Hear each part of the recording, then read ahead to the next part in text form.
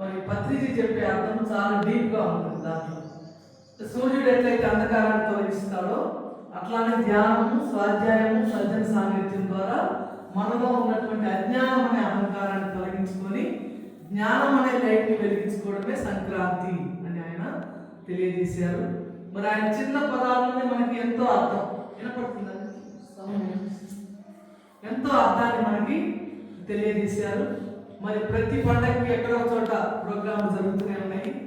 మనం ఇంట్లోనే కూర్చొని ఆ టైంలో చేసుకున్నప్పుడు ఆ ఎనర్జీ మనము తీసుకుంటూ ఉంటాం. మరి పత్రిజీ శక్తిస్తారు కోసము రాత్రి నిన్న మార్నింగ్ మొదలైంది, వాళ్ళ మార్నింగ్ దాకా అక్కడ ధ్యానం పెట్టారు జూమ్లో. దాంట్లో యాడ్ అవ్వమని ఫోన్ చేస్తే మేము కూడా దాంట్లో యాడ్ అయ్యంటే మన ఇష్టం, 2 గంటలు చేయొచ్చు, 3 గంటలు చేయొచ్చు, 1 గంట చేయొచ్చు, ఎంత టైం అయినా సరే మీరు కూడా చేయండి అని అన్నారు. అది ధ్యాన అమెరికా కోసము, తర్వాత పత్రిజీ శక్తిస్థల్ కోసం. మరి ఆ శక్తిస్థల్ దగ్గర చాలా ఎనర్జీ ఉంది. మేము మన కడతాలు పోయినప్పుడు అక్కడ చుట్టూ కుర్చీలు వేసారు, చక్కగా బాగా డెవలప్ చేశారు. ఇప్పుడే అక్కడ కూర్చుంటేనే వెంటనే ధ్యాన స్థితికి వెళ్ళిపోతున్నారు.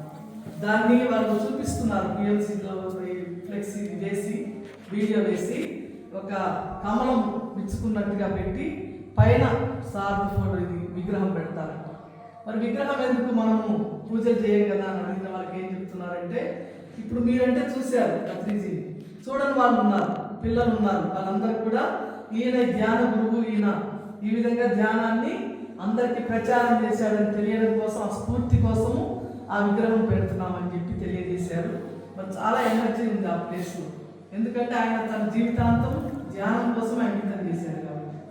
ఎక్కువ టైం మేము ఎక్కువ పిరమిడ్లో 5 గంటలు అట్లా 6 గంటలు అక్కడ ధ్యానం కూర్చున్నాము.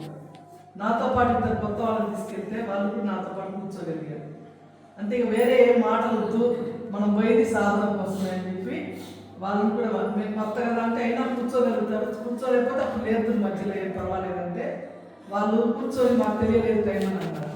అంటే అందరితో పాటు ఆ సామూహిక ధ్యానంలో కూర్చోగలుగుతారు. ఇంట్లో మనం ఒక్కరు కూర్చుంటే కూర్చోలేము అంతసేపు.